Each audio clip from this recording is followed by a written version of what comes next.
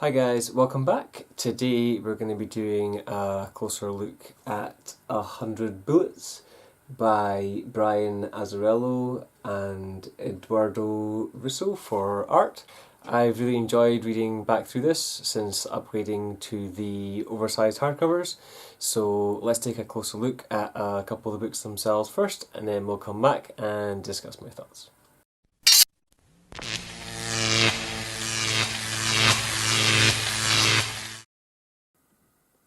Okay, so most of these are the same, so I'm only going to go through the first book to avoid, say, giving away too many spoilers. The one thing I did want to kind of show you guys just briefly before I kind of do this is that the covers themselves all kind of match up. So you get, this is the 100 Bullets kind of joins here, and then this next one kind of goes along, and then we get the kind of next, and so on and so forth until they kind of end. So that is really cool. It becomes a massive long spread. I don't know who's going to be able to actually display it like that, but that's just really cool to kind of see that they carry that over from the thicker trades. So on the front cover here, say we have the first part of that pattern. We have 100 bullets down the sides opposed to across the top where they kind of continue the pattern down the line. And we do have the artist's kind of signature here, and it says Deluxe Edition. All the spines match with 100 Bullets in red and the creators in white on the black section, and we've got various characters on the spines. On the back we have a few kind of quotes, generally kind of some synopsis stuff, and then there's a sticker here actually from Titan Books saying $37.99. That is not what I paid for these. I want to say again, maybe anywhere between £15 to £20 for each of these books, and I did a few different kind of hauls, as you'll have seen kind of earlier. It is quoting it as $49.99 US and $57 Canadian. So kind of just overall, we do have a sticker on it, which I'll probably clean off, as I've done with some other books.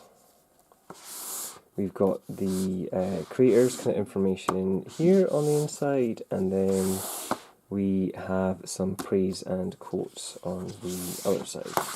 So if we pop that out of the dust jacket, we've got the basically Trust's logo on the front of the book itself, just indented. We've got 100 bullets, the creators, and sort of again the logo and one indented. You can see this quite well with my light, but you would not see that on your shelf at all. And then there's nothing on the back there.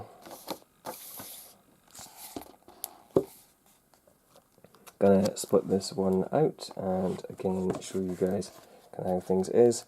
So this one does have a little bit of give in the overall kind of binding. So it seems to not be completely glued down, but it's not arcing up an awful lot. It did help. So when we open the book, we've just got a plain sort of red first, and then we've got a few kind of intro pages. I generally skipped over this kind of area. You do have a content section, but it reads through in order, so you don't really need it. And then you jump straight in. There's a lot of cool covers at the start of each kind of issue, but the overall art itself felt somewhere between something you'd get in a sort of Brubaker noir book, sort of Sean Phillips style really, but without, I guess, as much detail in areas. So you still had that really sort of key noir kind of, shadows, but you wouldn't get, as much like you see on kind of Graves' face here. You've just got like thin lines. It's not hugely detailed on the other little things. So it was a very interesting, I guess, mixed kind of art style overall. And it kind of made whatever was important stand out in the sequence. So she's got purple on, she's the purple thing going between the kind of sequences. Or here he's got a green shirt on, again he kind of goes between kind of things overall. So I'll say the art looked good, nothing to kind of write home about, but good enough to kind of get the job done and consistent enough that we could see as I say, who a character was, sort of, even if they had a drastic costume change. So we've got to give them kind of praise for that overall. The book, as I say, develops a lot and changes kind of as things kind of go on, and as I say, I'm not going to show too much of this because I don't want to kind of spoil that. So I'm going to skip up to towards the end. I'm pretty sure there isn't any extras actually in this. I'm pretty sure they just end. But let's just have a quick look. There might be one or two little things. So we get to the end of, this is volume 1. Yeah, so we do have a little bit. So we've got the design of Agent Graves himself. We've got a couple of designs for Shepherd and for Lono and for Cole. So yeah, there's a little bit there at the back, but not a ton of content. I mean, the main focus is on the book, which is actually good. I don't like it when books have so much content that you're wasting shelf space for stuff you're only going to read possibly once. So there's a couple of stories going on here overall. To begin with, the basic, I guess, premise that's given to you as the reader is basically, as the book kind of shows on the front, you've got this Agent Graves going about giving people a briefcase. The briefcase contains a gun, 100 bullets, and a photograph of someone who's either wronged you really badly or screwed up your life in some kind of way. The gun and bullets are completely untraceable, so anything that you do with it, you get off scot-free. And even if you were to lose the gun, they would just give it back to you. There's evidence in the case, as I say, of what the person has done, so it's not really disputable as to what's kind of going on, and it's your choice what you do with the gun and the bullets. So obviously a lot of people at first are like, so you want me to kill the person? And that's, how that kind of starts, and then we get more and more interesting, I guess, takes or uses out of the sort of suitcase as things kind of go on. So that's the kind of general overall, starting point, I guess. Moving on from there, the overall arcing story of the book is about sort of two main groups.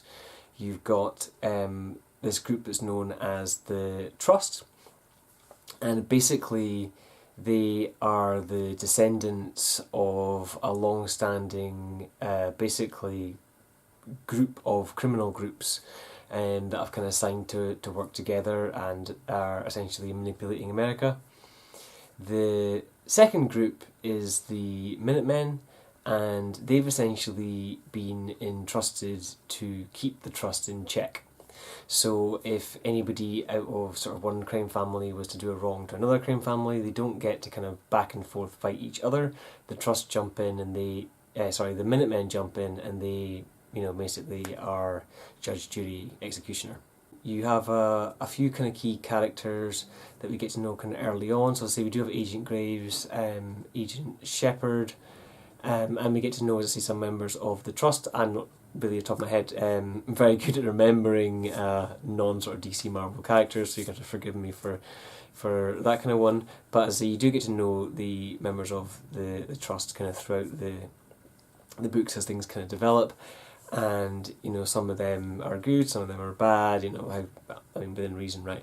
But the story kind of develops there. The main catalyst, I guess, in the book, and I guess I should say spoilers at this point, because I say it is part of the story, I guess. The Minutemen are dismissed, but one of the current Minutemen was basically actioned to kill them, and what they did instead was essentially wipe their memories and put them into sort of essentially witness protection. They're in other lives and don't really remember what's kind of going on. So part of this story is re-unlocking their memories and how that kind of progresses through as well. It's a really interesting, as I say, book, and it unfolds more and more as things kind of go on. I don't really want to give you specifics of a certain character's story arc or where things kind of start more intertwining, because I think that would give too much away, and it's really something that you need to read yourself. I haven't really read a lot by Brian Azzarello, but I did enjoy this read overall, so even if you're not into him sort of normally, or you've never heard of him before, this is definitely a book worth sort of picking up, and I'd put it right up there with a lot of the sort of Brian K. Vaughan books in the sort of vertical line, or is it even better in some of the story? I mean, it's really good overall. A couple of nitpicks. The art does kind of change a little bit throughout, so sometimes faces and things, expression wise, are just not quite what you would expect. So you might have someone being like kind of smiley, and then like they're fine, and then all of a sudden like and then it goes back to smiley, and it's like, why? That didn't really make sense. So there's a couple of times that kind of happens throughout the books, and it's not too bad, but I say it's something to kind of note that some of the facial expressions are just slightly off. So one other thing I'd like to mention is that he focuses a lot on the language in the book. So there's various slangs or sort of foreign sort of words in the book overall. And whilst I enjoyed some of the kind of differences between the different characters being from different kind of countries or areas, I wasn't so into it when we spent a long time in like a prison area or in like a sort of slum or something, and it was all sort of gangster speak, and I just didn't enjoy that the same. There was some other languages like French, and I want to say there's to be one other one in the book as well, and I had to use my sort of phone as a Google Translate just to be able to read those sections, because there was no separate sort of translation to it. So that's going to be it for my close look, guys. I didn't want to go into too much detail because I didn't want to spoil anything for you guys.